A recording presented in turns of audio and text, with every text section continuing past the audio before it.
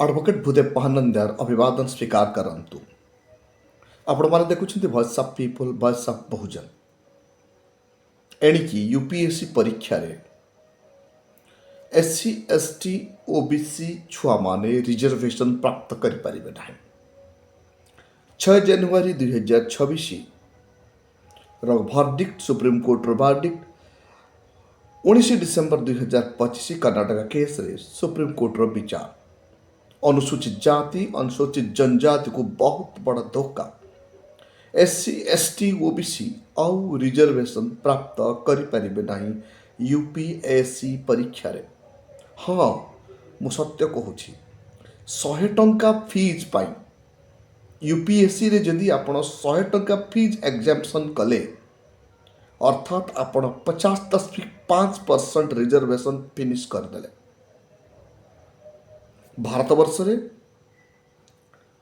SC पाई 15% reservation, ST पाई 7.5% reservation, OBC पाई 27% reservation एवं EWS Kota पाई 10% reservation. से EWS Kota छाड़ा तो टोटल कोटा 49.5% रिजर्वेशन आउ 50% रिजर्वेशन अनरिजर्व सीट।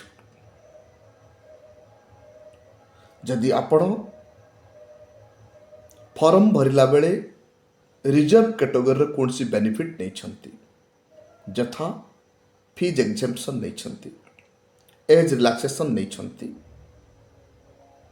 ताहेले आपण 50% अनरिजर्व सीट हरेबे। 6 जनवरी 2026 रे केसटा थला आपणकर यूपीएससी रो कैडर एलोकेशन पाई। जदि कैडर एलोकेशन प्रकार हुए, फाइनल लिस्ट को नहीं कैडर एलोकेशन हुए, आपण जदि फॉर्म भरिला बेले रिजर्व नहीं छंती, रिजर्वेशन नहीं छंती, यूपीएससी रे फॉर्म फीस 100 टंका, 100 टंका जदि आपण बेनिफिट नहीं छंती, ताहले आपण एग्जाम टॉप हेले भी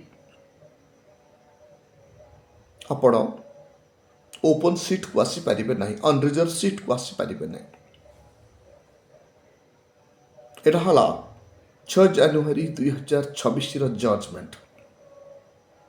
ठीक सेमती 19 डिसेम्बर 2025 दीपंकर दत्तांक बेंच, जस्टिस दीपंकर दत्तांक बेंच कहिला, जदि आपण जेकोसी रिजर्वेशन बेनिफिट नहीं छंती, एज रिलैक्सेशन नहीं छंती,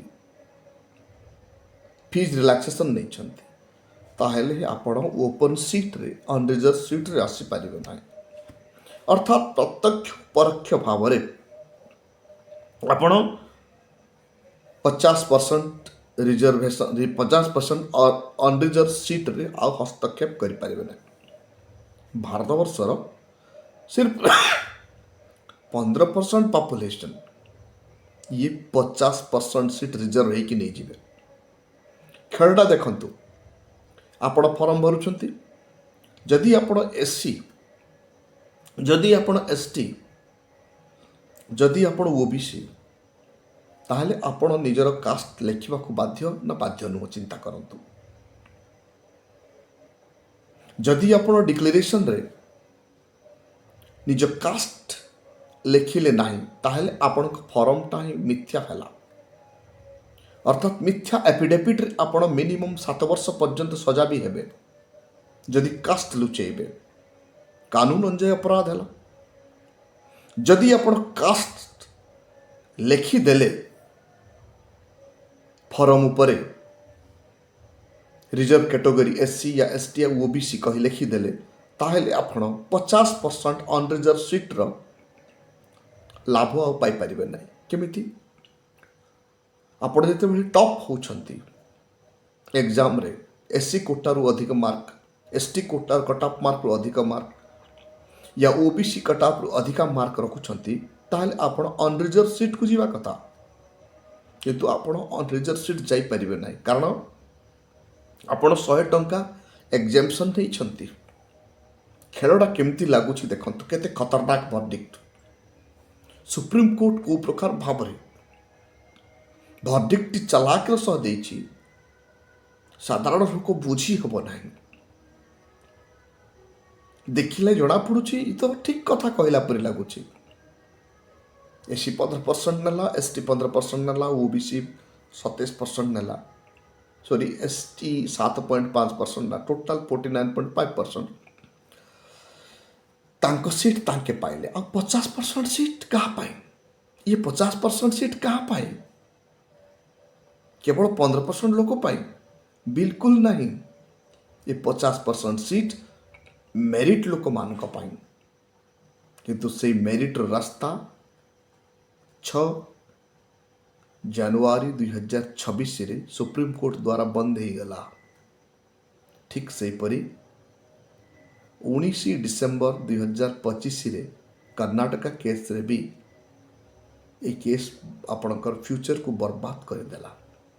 यूनियन ऑफ इंडिया वर्सेस जी कृष्णा राव जो 6 जनवरी 2026 जो भर्डिक्ट आसिला, ये verdict SC ST OBC candidate मानकर फ्यूचर बर्बाद करदेला। एणिकी एससी एसटी ओबीसी आउ कैडर एलोकेशन भी पाई परिबे नहीं। आईएएस आईपीएस रो स्वप्न ही छाड़ी दिया जाओ, कारण कस्मिन परिस्थिति रे आपण रिजर्वेशन नहीं थिले, आपण को कैडर एलोकेशन हब नहीं, आपण को ग्रेडेशन डिग्रेडेड करा जीवो। यह एक रणनीति अटे। मान्यवर सर्वोच्च न्यायालय और उच्च न्यायालय मानक द्वारा एससी एसटी ओबीसी रो भविष्यत, रिजर्वेशन रो भविष्यत बर्बाद रास्ता को जाउछि। रिजर्वेशन रो वास्तवता थिला हजार हजार वर्षरू सता जाउथिबा लोक मानक ऊपर को उठेबा पाई एससी को 15%, एसटी को 7.5%, ओबीसी को 27% रिजर्वेशन दिया गला। टोटल 49.5% रिजर्वेशन आ 50% रिजर्वेशन हुनार लोक मान जोटा कि अनरिजर्व सीट अर्थात ओपन सीट रहिला। किंतु तमाम ओपन सीट को हतई नेबा पाई अदालत द्वारा निजको उच्च वर्ण कहूथिबा लोक मानकर एक चालाकी एवं एक रणनीति सामना को आसुछि। कोर्ट द्वारा अनुसूचित जाति, अनुसूचित जनजाति, ओबीसी रो भविष्य सहित खिलवाड़ करागला। आपण मान चिंता करंतु आगामी दिन रे एससी एसटी ओबीसी रो भविष्य कौन हम? देशर 2% मात्र संसाधन गवर्नमेंट रिजर्वेशन चाकरी, से 2% रिजर्वेशन को मध्य 2% सरकारी चाकरी को मध्य को प्रकार भाव 50% अनरिजर्व नहीं जाउछंती एवं ईडब्ल्यूएस ना 10% 60%। आउ आपण रिजर्व रे फॉर्म भरी देले आपण को फ्यूचर बर्बाद हो जाउछि। मात्र 100 टंका पाई आपण यूपीएससी रे टॉप कैडर ऑफिसर हे परिबे नहीं। जदि भी आपण जाति लुचेबे फॉर्म समय रे, तेबे भी आपण दंड पाइबे, जोटा क्रिमिनल ऑफेंस हम। आपण भावतु मु जाति लिखिबी नहीं, मु जनरल रे कंटेस्ट करिबी। जाति लुचेबा ना रे आपण को केस हो पारे, क्रिमिनल ऑफेंस हो जाई पारे, 7 वर्ष पर्यंत सजा भी आपण को हो पारे। कारण कौन सी लोक रंग एफिडेविट देले मिनिमम 7 वर्ष सजा हबार चांस अच्छे। तो फसी गले एससी एसटी ओबीसी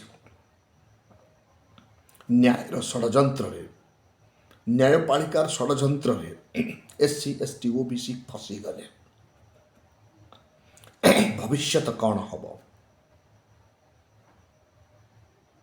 भाविले डर लगुच।